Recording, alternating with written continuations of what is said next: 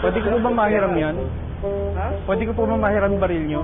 Hindi po pwede. Nasa pangalan ko po kasi ito. Pag ginawakan po nyo yun, pwede ko na po kayong kasuhan. Pwede ko na po kayo arestuhin. Meron po akong kaaway, babarilin ko lang po. Pwede naman nyo pong daanin sa legal. Ba't nyo po dadaanin sa ganong paraan? Unang-una ho, criminal liability po yun. Hindi po pa pwedeng... Pag napatay nyo po yun, o kaya hindi nyo napatay nyo, murder po yun. Pwede, kahit sandaling-sandali lang po. Isang bala lang naman eh. Asintado naman ako. Bawal po yun. Ang pagsasabi nyo lang sa akin na nang may babariling kayo, pwede ko na po kayong kulong. Alam niyo po ba yun? Ano po bang kaso nun? Ano na po yun? Ano ba to? May criminal liability na po yun eh. Yung pagsasabi nyo lang po na magpabaril kayo ng tao. Malaman ng tao pabarilin nyo, pwede na po kayong kasuhan. Pwede po bang ganito? Halimbawa meron po kayong lason. Hiramin ko din.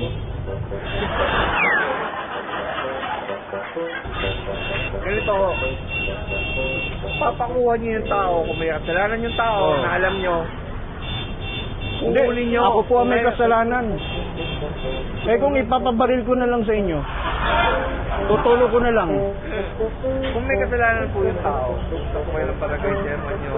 Ang totoo po nun, yung kaaway ko, yung po yung barangay chairman. Malapit ano? Kaano-ano po ninyo si Ronaldo? Valdez? Wala ho. Eh di, Valdez po kayo eh. Pwede po bang mahiram yung baril nyo? Meron akong kaaway, babariling ko. Nagsosoli ho ako ng mga hinihiram ko. Martilyo, lagare, baril.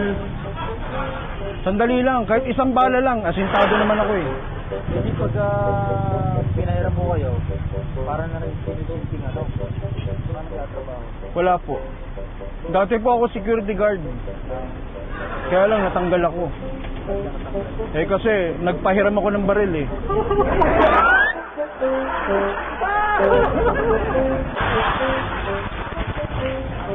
Ang pulis, magtatanong na po. Yung po bang baril nyo nakapangalan sa inyo? Hingi po sana akong tulong. Pwede po ba mahiram yan? Eh, meron po akong kaaway, babariling ko lang. Yung pwede lalagay sa kamay yung batas. Hindi naman po batas, baril lang kailangan ko.